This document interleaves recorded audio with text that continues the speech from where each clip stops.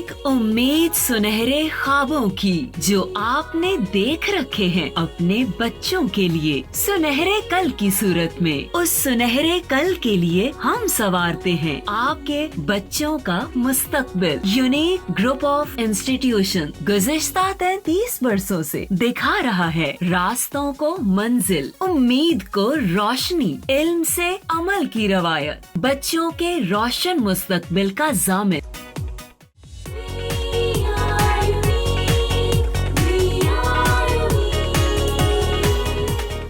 बिस्मिल्लाहिर्रहमानिर्रहीम। अस्सलाम वालेकुम डियर स्टूडेंट्स, कैसे हैं आप लोग?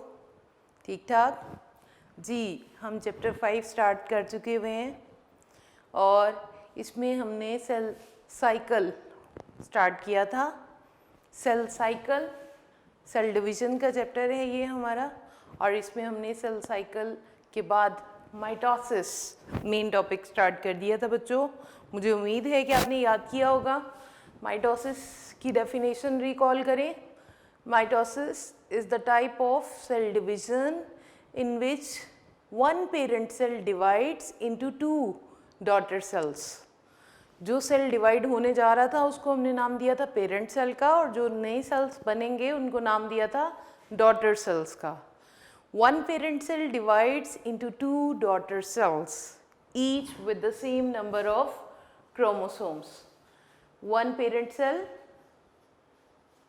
ये इस डेफिनेशन का हिस्सा है। One parent cell divides into two daughter cells each with the same number of chromosome, each with the same number of chromosomes। ठीक है बेटे, इस डेफिनेशन को हमने स्टडी किया कि एक से दो सेल बनने हैं और ये कि इसमें नंबर ऑफ़ क्रोमोसोम्स सेम होंगे डॉटर सेल्स में। फिर हमने ये बात की थी कि किन सेल्स में होनी है और किन सेल्स में माइटोसिस नहीं होती है। हम अगर अपनी पूरी बॉडी के मिलियन ट्रिलियन सेल्स को दो कैटेगरीज में डिवाइड करें, one are involved in the body making body parts and the other one are involved in the reproduction, ठीक है, that are named as germline cells। और जो बॉडी को बनाने वाले सेल्स होते हैं they are named as somatic cells। Somatic का मतलब ही बॉडी है। somatic cells which will give rise the body cells। और सोमेटिक सेल्स वो सेल्स हैं जो हमेशा माइटोसिस करेंगे और माइटोसिस के ज़रिए से नए सेल्स बनाते रहेंगे। जहाँ कहीं पे भी हमारे सेल्स में ग्रोथ की ज़रूरत है वहाँ पर somatic cells will undergo mitosis and give rise the two daughter sales in each mitosis, ठीक है। उसके बाद बेटे हमने कहा था कि प्रोकैरियोट्स में नहीं होती है। क्यों नहीं होती है? क्योंकि उनमें स्पिंडल फाइबर्स नहीं होते और मेम्ब्रेन बाउंडेड न्यूक्लियस नहीं होता। उसके बाद बच्चों हमने एक बहुत ही इम्पॉर्टेंट बात की थी, स्टार्ट कर दी थी माइटोसिस की फेजेस को। Mitosis consist of two phases. Two phases है इसकी मेन, ये याद रखना है। टू फेजेस में फर्स्ट वन फेज थी कैरियोकाइनेसिस। लफ्ज़ को ब्रेक करके भी देख लीजिएगा, स्पेलिंग भी अच्छी तरह से याद होने चाहिए। Karyokinesis and the second one is cytokinesis. Kinesis का मतलब ही डिवीजन है। और कैरियोकाइनेसिस की फर्दर 4 फेजेस हैं। ये कैरियोकाइनेसिस है जिसकी फर्दर 4 फेजेस हैं।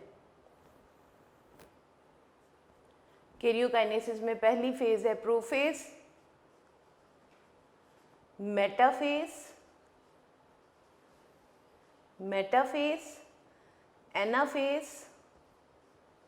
एनाफेज एंड टीलोफेज, ठीक है बेटे। ये 4 फेजेस हैं किसकी?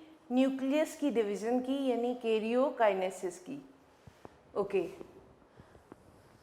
अब हम वन बाय वन इनको देखेंगे। फर्स्ट ऑफ ऑल कैरियोकाइनेसिस को स्टडी करेंगे आज, न्यूक्लियस डिवीजन को, और इसमें हम स्टार्ट करने जा रहे हैं प्रोफेज।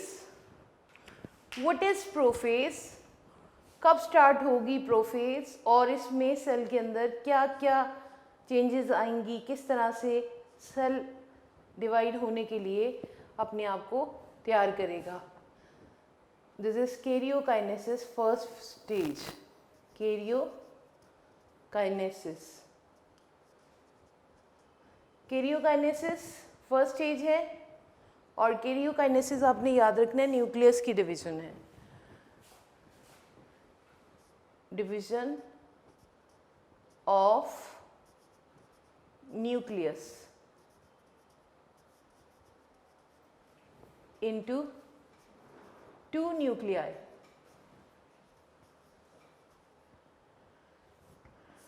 ठीक है जी।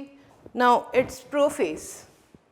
अब प्रोफेज में ये कुछ स्ट्रक्चरल चेंजेस आनी हैं। हमारी बुक में उन्होंने पैराग्राफ्स की फॉर्म में बताई है, हम उनको पहले डिस्कस करते हैं और देखते हैं।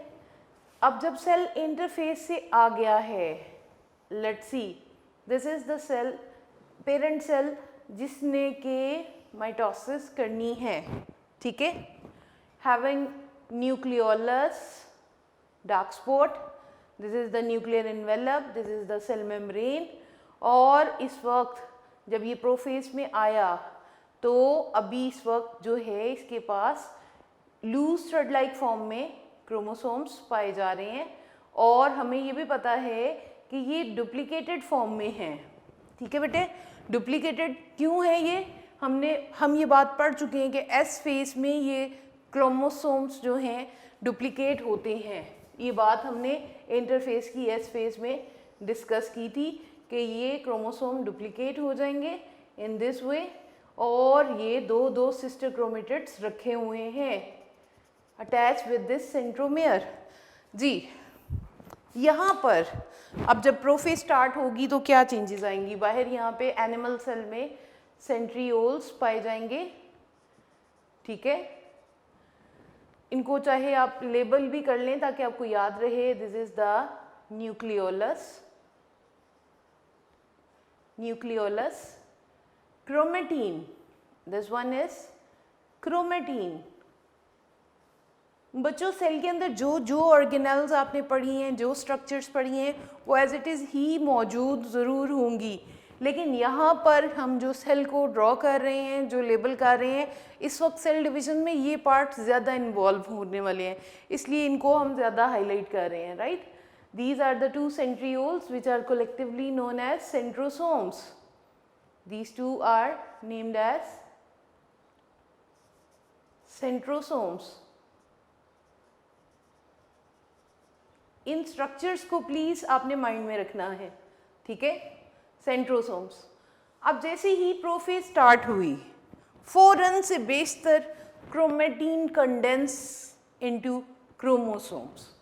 आप देख रहे हैं ये पूरे न्यूक्लियस के अंदर genetic material loose thread like form में पूरे न्यूक्लियस के अंदर बिखरा हुआ है, लेकिन जैसे ही क्रोमोसोम प्रोफेज स्टार्ट होगी, at the onset of prophase of mitosis होगा क्या, chromosomes comes in condensed form, highly condensed form like this.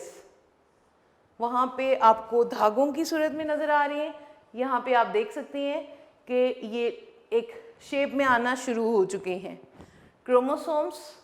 Now chromatin are in the form of chromosomes, यानी कि सबसे पहला काम क्या हुआ है, condensation of chromatin into chromosomes. Chromatin condense हो चुके हैं क्रोमोसोम्स में, ठीक है बेटे। और दूसरी बात याद रखिएगा कि ये क्रोमोसोम्स, मैंने अभी यहाँ पे ये बताया भी है कि ये क्रोमोसोम्स जो हैं ये डुप्लीकेट हो चुके हुए हैं एस फेज में, और ये कि यहाँ पर जो इनका सेंटर है that is named as centromere. यहाँ पे आउटसाइड द सेल मैं ये बात बताने जा रही हूँ ताकि यहाँ पे आपको अच्छी तरह से समझ आ जाए। These are the two sister chromatids.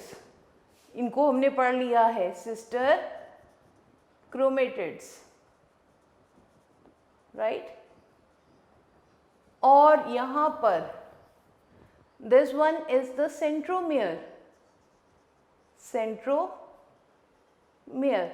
At centromere, a complex structure is developed at this stage, which is named as kinetochore. Centromere पे क्या चीज़ बनेगी? Kinetochore. What is kinetochore? Kinetochore. Kinetochore is a complex protein structure. Kinetochore is a complex protein structure present at the centromere of chromosome. और ये आगे spindle fibres जब बन जाएंगे cell के अंदर तो उन स्पिंडल फाइबर्स को अपने साथ अटैच करने का काम करने वाले हैं। एक तरह से ये उन स्पिंडल फाइबर्स के लिए हुक का काम करेंगे। ये काइनेटोकोर उन स्पिंडल फाइबर्स को जोड़ लेंगे अपने साथ। जी, काइनेटोकोर क्या है यहाँ पे मैं आपको बता भी देती हूँ। काइनेटोकोर, ये डेफिनेशन भी पूछी जाती है। Kinetochore is a complex protein structure,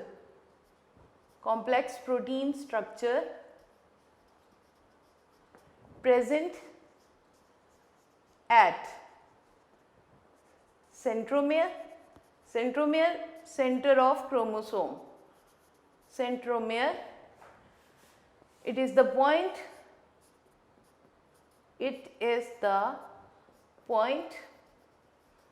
where spindle fibers attach.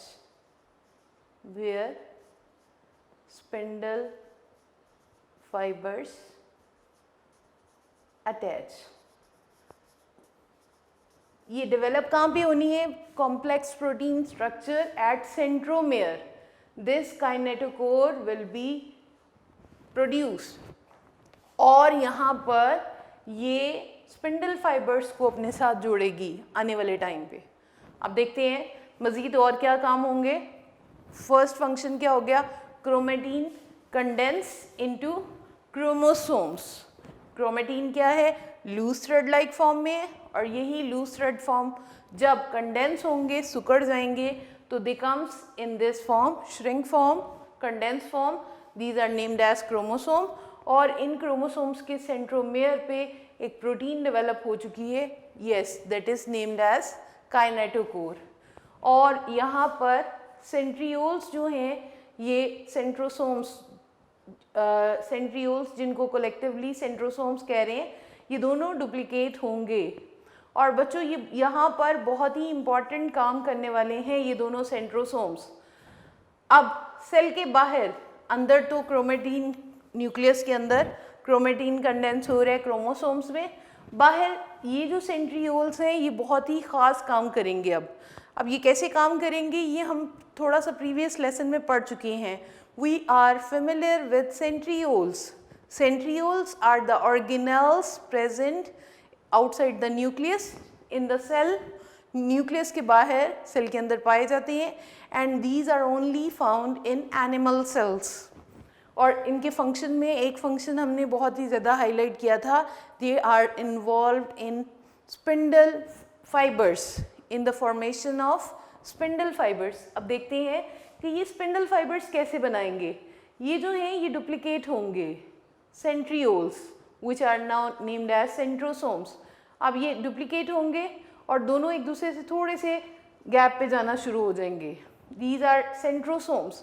बच्चों ये सेंट्रोसोम्स यहाँ पे आपको पता है ना, this one is the cytoplasm of the cell.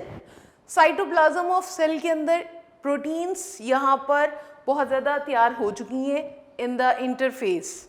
यहाँ पर ये सेंट्रियोल्स उस साइटोप्लाज्म से ख़ास प्रोटीन लेंगे, ट्यूबुलिन प्रोटीन लेंगे, ट्यूबुलिन प्रोटीन फ्रॉम साइटोप्लाज्म। उसको ये सेंट्रियोल्स लेंगे, ठीक है। ट्यूबुलिन प्रोटीन को साइटोप्लाज्म से लेंगे और यहाँ पर कुछ खास माइक्रोट्यूब्यूल्स बनाना शुरू कर देंगे। यहाँ पर आप देख लें माइक्रोट्यूब्यूल्स बनना शुरू हो गए हैं with the aggregation of this tubulin protein. बहुत ध्यान से सुनना है, हाईली सीक्वेंशियल प्रोसेस है, बहुत ही तरतीब से होने जा रहा है। पहले क्रोमेटिन कंडेंस हुए क्रोमोसोम्स में, क्रोमोसोम्स के सेंटर पर काइनेटोकोर डेवलप हो गए और अब यहाँ पर the centrioles which are now centrosomes, centrosomes ने क्या काम करना शुरू किया है, यहाँ पर कुछ खास स्ट्रक्चर्स बनाना शुरू कर दी हैं। These are now as named as microtubules। आगे जाके यही क्या बनने वाली हैं अभी मैं आपको बताने जा रही हूँ जी।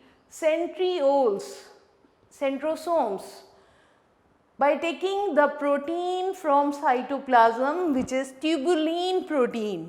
कहाँ से लेंगे प्रोटीन को?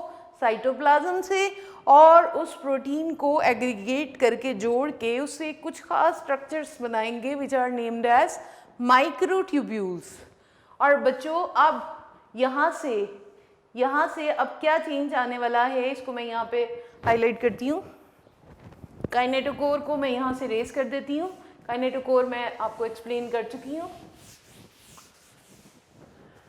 जी। यहाँ से अब क्या चेंजेस आनी है फर्दर ये देखिएगा।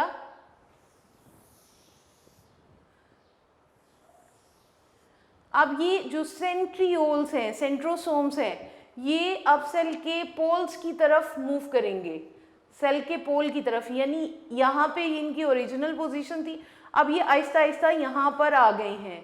दोनों सेंट्रियोल्स जो डॉटर सेंट्रोसोम्स थे, दो जो बन चुके हुए हैं यहाँ पे, अब ये यहाँ पर आ जाएंगे और अब ये माइक्रोट्यूब्यूल्स जो हैं बहुत ज़्यादा लेंथ में ग्रो भी करना शुरू हो चुके हैं लाइक दिस। तो ये माइक्रोट्यूब्यूल्स वहाँ पे हमने कहे थे, यहाँ पर अब ये जो कुछ खास फिलामेंट्स लाइक या धागे नुमा जो स्ट्रक्चर्स ग्रो करती जा रही हैं, सफिशिएंट ग्रोथ करती जा रही हैं, यहाँ से इस तरफ को भी बनना शुरू होंगे।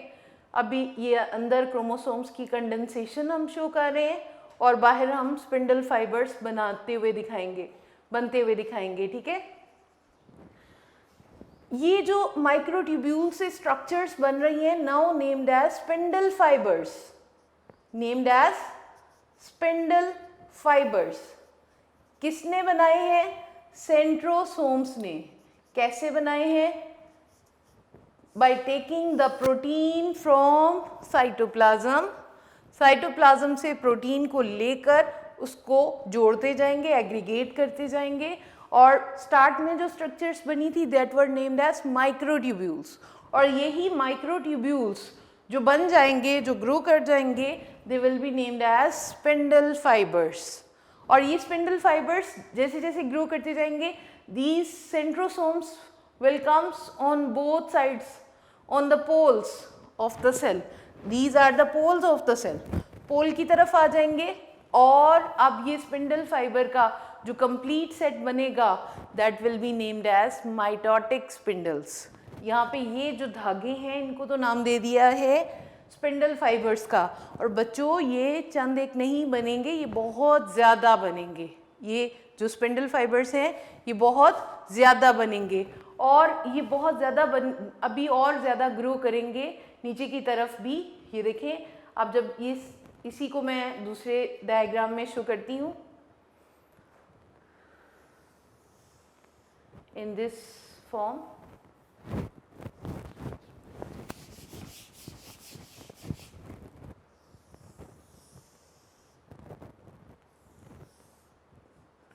Inside nucleus, chromosomes with centromere, nucleolus, और अब यहाँ पर सेंट्रियोल्स इन पोल्स पे हैं और ये मुकम्मल तौर पे ग्रो कर रही हैं लाइक दिस।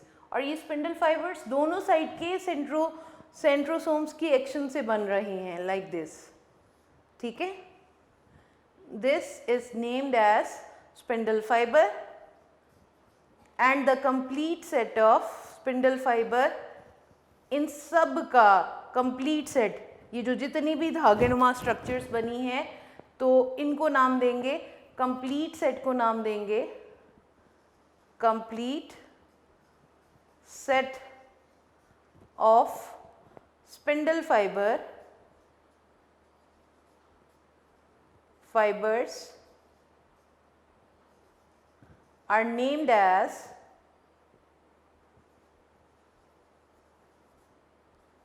Mitotic spindle. क्या कहलाएंगे? Mitotic spindle. ये डेफिनेशन है माइटोटिक स्पिंडल की।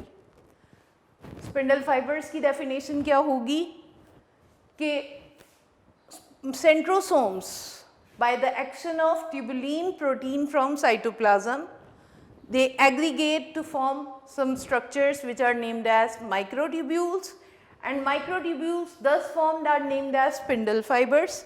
और यही जब microtubules ज़्यादा सारे ग्रो करेंगे spindle fibers हैं, और इन spindle fibers के complete set को मुकम्मल, ये जो जितने भी एक सेल के अंदर spindle fibers बने होंगे, they are named as mitotic spindles.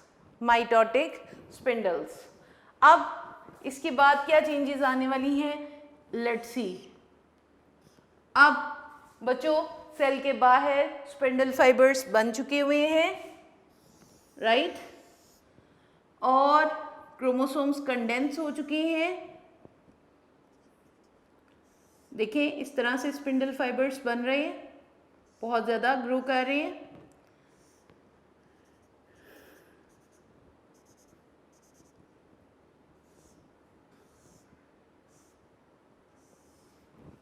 इस वक्त जब मुकम्मल सेट स्पिंडल फाइबर्स ग्रो कर चुके हैं at the end of prophase in animal sales, यहाँ पर ये जो न्यूक्लियोलस मैं दिखा रही हूँ बार बार और न्यूक्लियर इन्वेलप, ये दो वो स्ट्रक्चर्स हैं जो इस स्टेज पर डिग्रेड हो जाएंगी।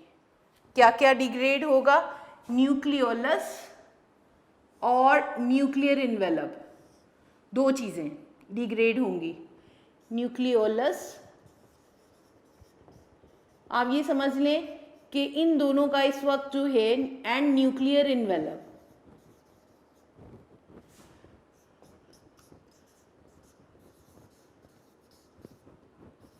डिग्रेडेड। डिग्रेड का मतलब क्या है? इस वक्त यहाँ से ये, इनको मैं डॉट्स की सूरत में दिखाऊंगी कि ये आहिस्ता आहिस्ता ख़त्म हो जाएंगे। फॉर द टाइम बीइंग ये यहाँ से गायब होने जा रहे हैं, ख़त्म हो जाएंगे, और एक टाइम आएगा फिर ये दोबारा बनेंगे। ठीक है बेटे?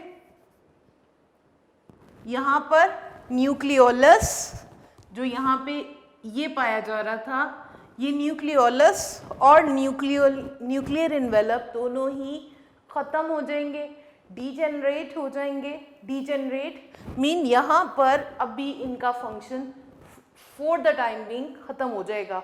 और अगर हम हाईली मैग्नीफाइड माइक्रोस्कोप से सेल डिविजन्स को जब हम देख रहे होते हैं तो उस वक्त हमें सेल के अंदर वो क्रोमोसोम्स विजिबल होते हैं हाईली मैग्नीफाइड माइक्रोस्कोप के साथ।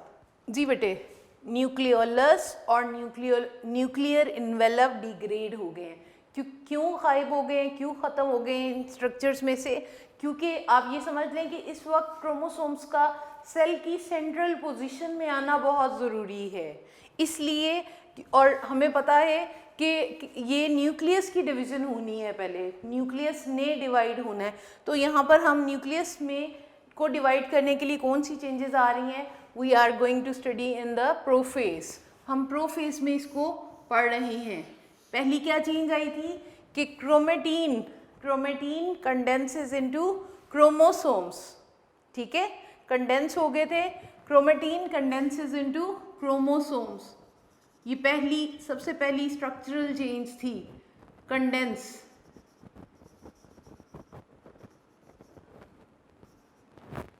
Into chromosomes. ठीक है, क्रोमेटीन कंडेंसेस इनटू क्रोमोसोम्स। और यहाँ पर ये भी बात याद रखनी है कि ये क्रोमोसोम्स डुप्लीकेटेड फॉर्म में है। कब डुप्लीकेट हुए थे? एस फेज में, इंटरफेस में, ठीक है। और यहाँ पर इन्हीं क्रोमोसोम्स, सिस्टर क्रोमेटिड्स और सेंट्रोमेयर है, सेंट्रोमेयर के सेंटर में एक कॉम्प्लेक्स प्रोटीन स्ट्रक्चर डेवलप हो चुकी है, that is kinetochore. Kinetochore centromere में वो पॉइंट है, एक कॉम्प्लेक्स प्रोटीन स्ट्रक्चर है जो आने वाले टाइम में स्पिंडल फाइबर्स को अपने साथ अटैच करेगा। वो क्या काम करेगा और क्यों अटैच होना है, ये भी हम स्टडी करते हैं। इसके बाद बेटे outside the nucleus be cell के अंदर चेंजेस आ रही हैं। वो चेंजेस क्या हैं? Centrioles, centrioles duplicated to form daughter centrosomes. Already 2 centrioles nucleus के बाहर पाए जाते हैं, ये दोनों सेंट्रियोल्स डुप्लीकेट होंगे और 2 डॉटर सेंट्रोसोम्स बनाएंगे। और ये 2 सेंट्रोसोम्स जो हैं ऑपोजिट पोल्स की तरफ जाने का काम भी करेंगे और ख़ास तरीके से स्पिंडल फाइबर्स बनाएंगे। प्लीज़ इस चीज़ को बहुत अच्छी तरह से विजिलेंटली देखिएगा कैसे स्पिंडल फाइबर्स बनने हैं। ये माइक्रोट्यूब्यूल्स बनाएंगे। कैसे बनाएंगे? साइटोप्लाज्म के अंदर से ट्यूबुलिन प्रोटीन को यूज़ करेंगे। जैसे कोई चीज़ बनाने के लिए रॉ मटेरियल चाहिए होता है, इसी तरह स्पिंडल फाइबर्स को बनाने के लिए जो मटेरियल है दैट इज़ ट्यूबुलिन प्रोटीन, और वो प्रोटीन साइटोप्लाज्म से ये सेंट्रोसोम्स लेंगे और उनको एग्रीगेट करेंगे, जोड़ेंगे और क्या बनाएंगे? माइक्रोट्यूब्यूल्स। यही माइक्रोट्यूब्यूल्स आहिस्ता आहिस्ता सफिशिएंट लेंथ में ग्रो करेंगे टू मेक स्पिंडल फाइबर्स। और complete set of spindle fibre is known as mitotic spindle. Mitotic spindle की क्या डेफिनेशन है? स्पिंडल फाइबर जितने भी एक सेल के अंदर सेट की सूरत में पाए जा रहे हैं, they are named as mitotic spindles. बच्चों, जब स्पिंडल फाइबर्स सफिशिएंट लेंथ में ग्रो कर चुके हैं, उस टाइम पर 2 चीज़ें डिग्रेड हो जाएंगी, डिजेनरेट हो जाएंगी, गायब हो जाएंगी, यहाँ से ख़त्म हो जाएंगी फॉर द टाइमिंग। आप ये समझ लो कि ये साइटोप्लाज्म के अंदर डिसॉल्व हो गई हैं फॉर द टाइमिंग, ठीक है। और nucleolus and nuclear envelope degrade, ये तो थी एनिमल सेल में चेंजेस, ठीक है। यहाँ तक प्रोफेस में चेंजेस आ रही हैं एनिमल सेल्स में। अब देखते हैं प्लांट सेल्स में क्या बिहेवियर शो करता है प्लांट सेल। यहाँ पे देखें कि प्लांट सेल में 2 बड़ी चीज़ें जो हैं वो डिफरेंट है कि प्लांट सेल्स के अंदर न्यूक्लियस सेंटर में नहीं होता। ये हमने न्यूक्लियस की स्ट्रक्चर स्टडी करते हुए देखा था। उनके अंदर क्या चीज़ सेंटर में पाई जाती है? वैक्यूल। तो याद रखिएगा, जब भी प्लांट सेल्स माइटोसिस करनी होती है, प्रोफेस स्टार्ट होने से पहले, उनका वैक्यूल कुछ टारगेट चेंजेस ऐसी लाते हैं कि वैक्यूल साइड पे चला जाता है और न्यूक्लियस को सेंटर में लाना पड़ता है उनको। लेट्स सपोज कि अगर ये एक प्लांट सेल है, बाकी की बहुत सारी चेंजेस बिल्कुल वैसी ही होंगी जैसे कि एनिमल सेल में हो रही हैं।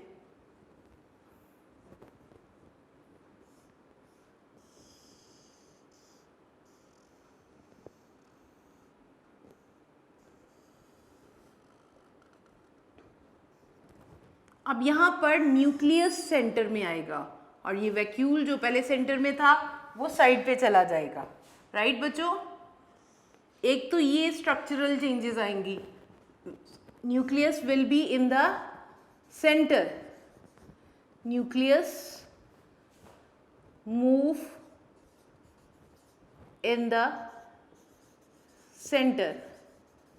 बाकी बच्चों अंदर क्रोमेटिन उसी तरह से क्रोमोसोम्स में कंडेंस हो रहा होगा, सारी चेंजेस वैसी ही होंगी। बट यहाँ पे तो प्लांट सेल्स में तो सेंट्रियोल्स पाए ही नहीं जाते हैं। ये centrioles are only present in the animal cell and unicellular organisms. तो बच्चों यहाँ पर प्लांट सेल क्या करेगा, किस तरह से स्पिंडल फाइबर्स बनाएगा? Plant cell lack centrioles, plant cells के अंदर सेंट्रियोल नहीं पाए जाते हैं। तो पहली जो चीज़ डिफरेंट है एनिमल सेल से कि न्यूक्लियस सेंटर में नहीं होता। सबसे पहले न्यूक्लियस सेंटर में किया जाता है, वैक्यूल साइड पे जाता है, कुछ स्ट्रक्चरल चेंजेस आती हैं, ट्रैगर प्रेशर की चेंजेस आती हैं जिसकी वजह से वैक्यूल साइड पे और न्यूक्लियस सेंटर में आता है। और दूसरी बात ये कि स्पिंडल फाइबर्स कैसे बनेंगे, बहुत ध्यान से सुनिएगा। एनिमल सेल्स में centrioles are responsible for the formation of spindle fibres. यहाँ पर प्लांट सेल में ये जो न्यूक्लियर इन्वेलप है, न्यूक्लियर इन्वेलप अपने ही एक्शन से, ये जब डीजेनरेट होना है, इसने आपने देखा है कि एनिमल सेल में वहाँ पे डीजेनरेट होने जा रही थी, ये डीजेनरेट होने से पहले अपनी सरफेस के ऊपर उसी ट्यूबुलिन प्रोटीन को एग्रीगेट करती है, ट्यूबुलिन प्रोटीन को अपनी सरफेस के ऊपर एग्रीगेट करती है और इस तरह से स्पिंडल फाइबर्स माइक्रोट्यूब्यूल्स बनाती है और वही स्ट्रक्चर्स जब डेवलप हो जाती हैं तो they are named as spindle fibres. यानी यहाँ पर न्यूक्लियर इन्वेलप उस ट्यूबुलिन प्रोटीन को जोड़ेगा, जो काम वहाँ पर सेंट्रियोल्स कर रहे थे वो यहाँ पर न्यूक्लियर इन्वेलप ये काम करेगा। न्यूक्लियर इन्वेलप की सरफेस के ऊपर ट्यूबुलिन प्रोटीन्स को जोड़कर स्पिंडल फाइबर्स बनेंगे। Spindle fibres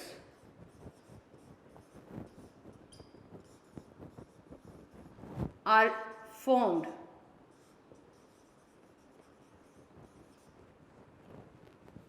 by nuclear envelope.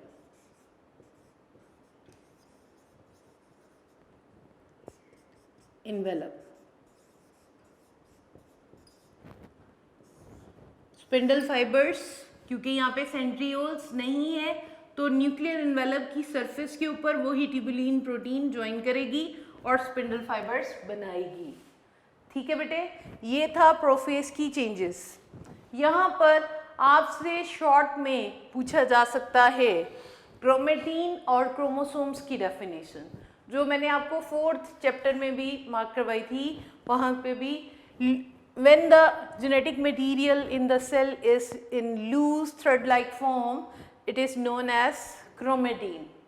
At the start of prophase, जैसे ही प्रोफेज स्टार्ट होती है या डिविजन फेज स्टार्ट होती है तो chromatin condenses into highly structured form, condense form which is named as chromosomes. ठीक है बेटे, उसके अलावा एक शॉर्ट बहुत ज़्यादा आया करता है, what is kinetochore. Please book के ऊपर इसको मार्क कीजिएगा। प्रोफेज के फर्स्ट पैराग्राफ की एंडिंग लाइंस में 2 लाइंस में काइनेटोकोर को डिफाइन किया गया है। Kinetochore are present at the centromere of chromosomes. Kinetochore are present at the centromere of chromosomes and kinetochore are complex protein structures which are present at centromere and these are responsible to hold the spindle fibers on the centromere. ये centromere के point पर spindle fibres को जोड़ने का काम करेंगे। उसके बाद बेटे फिर हमने और क्या क्या चेंजेस देखी थी। सेल के बाहर तो माइक्रोट्यूब्यूल्स बनना शुरू हो गए। ये भी डेफिनेशन आया करती है, what are spindle fibres, what are mitotic spindles, ये भी डेफिनेशन मार्क करनी है। सेकंड पैराग्राफ में बेसिकली उन्होंने स्पिंडल फाइबर्स फॉर्मेशन ही को हाईलाइट किया हुआ है, सेकंड पैराग्राफ ऑफ प्रोफेज में आपकी बुक पे। उसमें वो ये कह रहे हैं कि सेंट्रियोल्स जो हैं वो डुप्लीकेट होंगे, सेंट्रोसोम्स 2 डॉटर सेंट्रोसोम्स बन जाएंगे और ये पोल्स की तरफ आहिस्ता आहिस्ता मूव करना। पहले तो ये इकट्ठे यहाँ पे पड़े हुए थे, अब ये आहिस्ता आहिस्ता सेपरेट होकर पोल्स की तरफ जाना शुरू हो जाएंगे और ट्यूबुलिन प्रोटीन को लेंगे साइटोप्लाज्म से। यहाँ पर आपने प्लीज़ डेफिनेशन मार्क करनी है बहुत अच्छी तरह से स्पिंडल फाइबर्स की और बच्चों माइटोटिक स्पिंडल्स की। आपकी बुक में सेकेंड पैराग्राफ में यहाँ पर डेफिनेशन है, आपने स्पिंडल फाइबर्स की डेफिनेशन मार्क करनी है 3rd लाइन से। हेयर दे गिव राइज, यहाँ पर लिखा है हेयर दे गिव राइज, आप हेयर दे को काट के यहाँ पर सेंट्रोसोम्स लिख सकते हैं। Centrosomes give rise to microtubules by joining tubulin protein present in cytoplasm. The microtubules thus formed are called spindle fibre. दोबारा मार्क कर लें डेफिनेशन बहुत केयरफुली। 3rd लाइन में लिखा है हेयर दे, आपने हेयर दे नहीं लिखना, आपने क्या लिखना है सेंट्रियोल्स या centrosomes. Centrosomes give rise to microtubules by joining tubulin protein present in cytoplasm. The microtubules thus formed are called spindle fibres. ये स्पिंडल फाइबर की डेफिनेशन है और माइटोटिक स्पिंडल की डेफिनेशन एक सेंटेंस है। Complete set of spindle fibre is known as mitotic spindles. ठीक है बेटे, ये दो डेफिनेशंस इस पैराग्राफ में से माइटोटिक स्पिंडल और स्पिंडल फाइबर की मार्क कर ली। और जब स्पिंडल फाइबर्स बहुत ज़्यादा ग्रो कर जाएंगे तो न्यूक्लियोलस और न्यूक्लियर एनवेलप डिग्रेड हो जाएंगे एनिमल सेल में। ठीक है, अब लास्ट पैराग्राफ में प्लांट सेल्स में प्रोफेज बिल्कुल वैसी ही होगी, लेकिन एक दो चेंजेस के अलावा। अब वो एक दो क्या स्ट्रक्चरल चेंजेस हैं? पहला चेंज तो ये होगा कि न्यूक्लियस मूव करेगा सेंटर में, nucleus move towards the centre. पहले ये वैक्यूल साइड सेंटर में था, ठीक है, अब हमने ये वैक्यूल को साइड पे शो किया है, क्योंकि सेल डिवीजन के टाइम पे न्यूक्लियस को सेंटर में होना ज़रूरी है। आगे हम देखेंगे कि सेंटर में और क्या इसके स्ट्रक्चर की क्या है ज़रूरत कि न्यूक्लियस सेंटर ही में हो। उसके बाद बेटे यहाँ पर सेंट्रियोल्स नहीं पाए जाती हैं, प्लांट सेल्स में सेंट्रियोल्स नहीं पाए जाती हैं, तो सेंट्रियोल्स नहीं होंगे, सेंट्रोसोम्स नहीं बनेंगे, तो स्पिंडल फाइबर कैसे बनेंगे? स्पिंडल फाइबर्स को बनाने की जिम्मेदारी इस न्यूक्लियर एनवेलप की है। ये डीजनरेट होने से पहले अपनी सरफेस के ऊपर माइक्रोट्यूब्यूल्स की हेल्प से माइक्रोट्यूब्यूल्स बनाएगा और वो माइक्रोट्यूब्यूल्स स्पिंडल फाइबर्स बन जाएंगे। लास्ट पैराग्राफ पे एक शॉर्ट आपने और भी मार्क करना है, how plant cells produce spindle fibres. तो इसका आंसर लास्ट पैराग्राफ में गिवन है, the cells of plants lack centrioles, उनमें सेंट्रियोल्स नहीं होते हैं। So spindle fibres are formed by the aggregation of tubulin protein on the surface of nuclear envelope during prophase. ये definition, ये short बहुत ज़्यादा आया करता है, how plant cells make spindle fibres.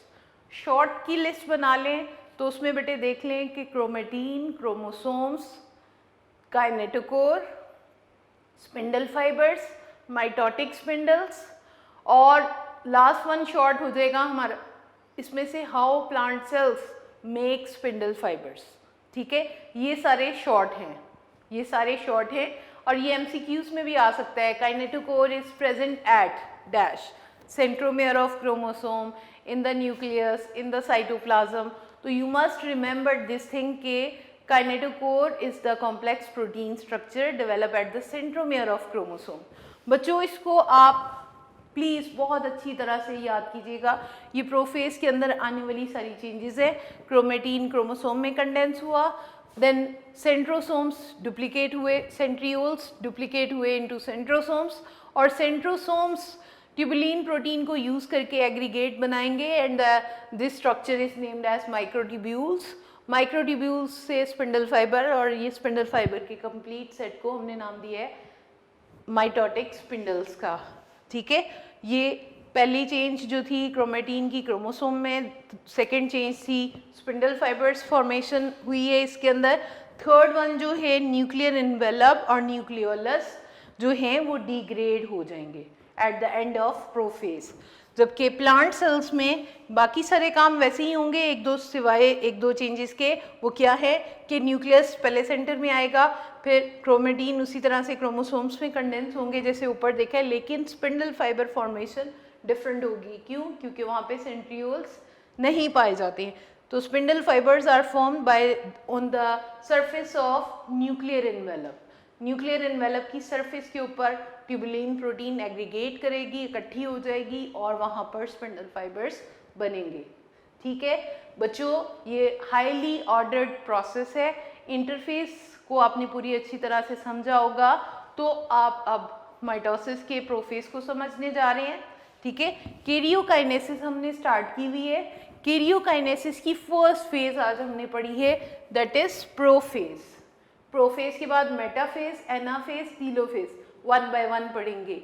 सबसे ज़्यादा जो स्ट्रक्चरल चेंजेस थी तकरीबन प्रोफेज में ही आती हैं, बाकी तो बहुत जल्दी जल्दी से हो जाती हैं। आज आपका ये लेसन है प्रोफेज का, मुझे उम्मीद है कि आप इसको अच्छी तरह से याद करेंगे। Thank you so much.